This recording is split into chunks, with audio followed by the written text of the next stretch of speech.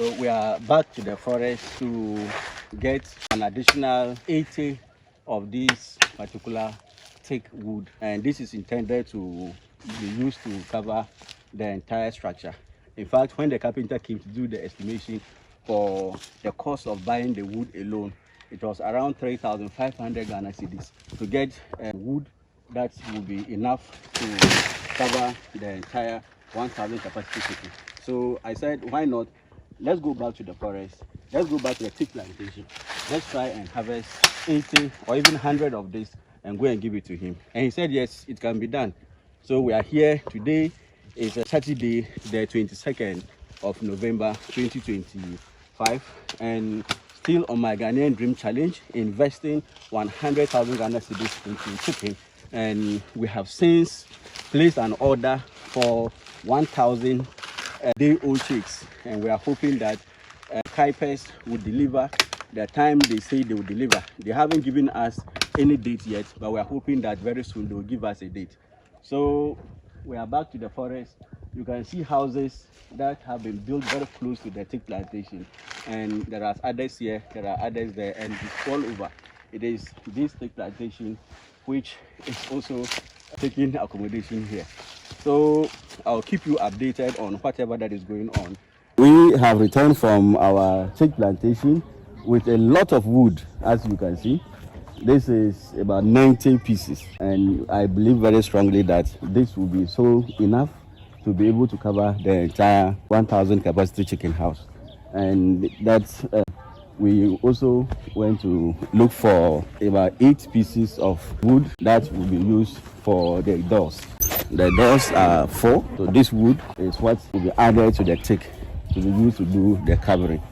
So they said we shouldn't use the teak to do the doors. So this is one door. There is another that opens into the chicken house.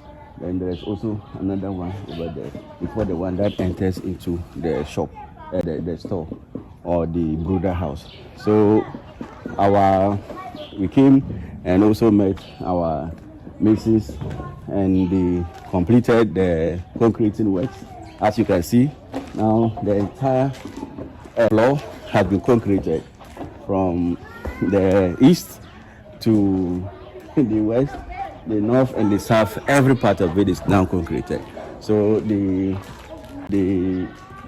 consultant mentioned that the way it is just okay, because we shouldn't use the cement to let them smoothen it. That it should be rough this way, so that when the chicken droppings drop on the wood shavings, and some of them are watery, it can seep onto the ground and not remain at the surface if it is polished on the surface.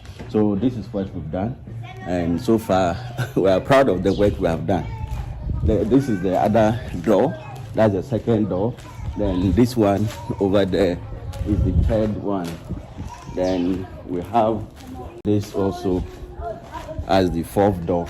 So that is what we bought the knuckle wood for them to use it to do the doors.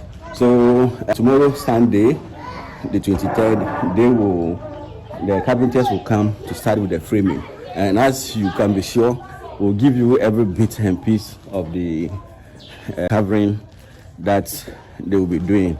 And fortunately also, though the unfortunate issue of no water, that we started digging the manhole, the underground tank, we had a lot of gravel that we could use for other things.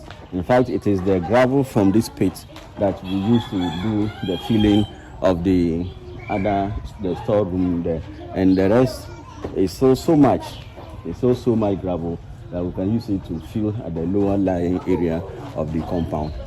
I am continuing with my Ghanaian Dream challenge, investing 100,000 Ghana cedis into poultry production, with the hope that it will give me a very good life in Ghana. And as you can see, this is how it is. And from my face, you can see a lot of tiredness. We returned from the farm, from the wood plantation, very, very exhausted. really exhausted. So just went to shower and to come back to see the concrete works and then the wood being brought. So I'll keep you updated on my Ghanaian Dream Challenge. See you on the next update. Thank you.